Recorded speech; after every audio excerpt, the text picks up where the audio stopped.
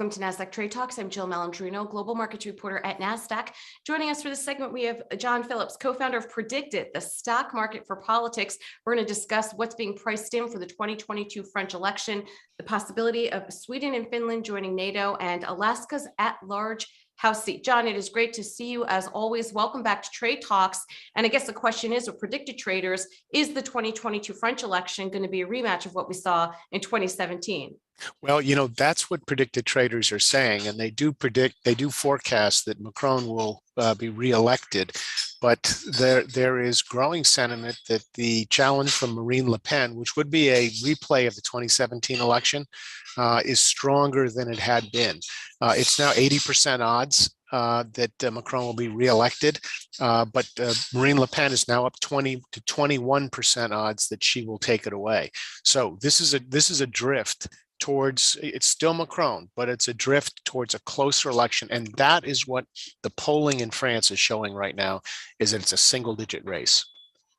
And if we switch to a different part of the world here, Sweden and Finland, it looks as if their applications for NATO will be fast-tracked, but will they in fact accept a position with NATO? Well, it's a fascinating question because, of course, this all roots back to Russia and Ukraine, as does the French election.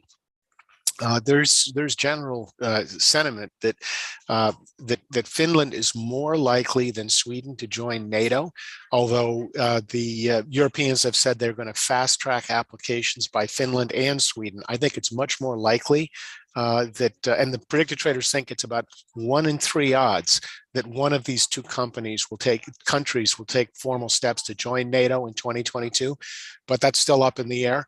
But 1 in 3 odds is not nothing. And back to the United States, predicted traders are closely watching the upcoming special election for Alaska's at-large House seat. Explain to us why there's a special selection and what predicted traders are pricing in there. Sure, Joe. Well, the longtime Congressman Don Young passed away. And so this race is to fill his seat. Now, what changed recently is that Sarah Palin jumped into the race, and she's immediately rocketed to first place with 51% odds that she will win the at-large special election. There are other Republican and Democratic challengers. The next is Nick Begich, who's at 21% odds. But really, it's it used to be that if you had Trump's endorsement, you were a lock. That's not the case with some of Trump's other endorsements, and certainly it's not the case with Palin.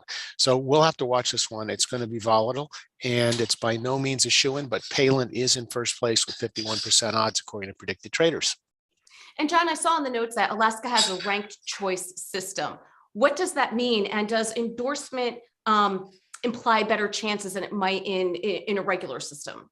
Okay, so ranked choice is a different way of counting. You basically rank your preferences for who you wish to see. What it effectively does, and the takeaway is that it makes it more difficult for a candidate on one pole or the other, on one extreme or the other, if you can call it that, one wing or the other of each party, to garner enough votes to win outright. What it means is a little bit tougher for someone like Palin to win just by solidifying the base on the right or somebody on the left to do so, even though they aren't supported by a majority of the voters. So what it means is that Palin's chances are less under a ranked choice voting system, and this is the first time Alaska's tried that. It might favor moderates, but we'll have to see.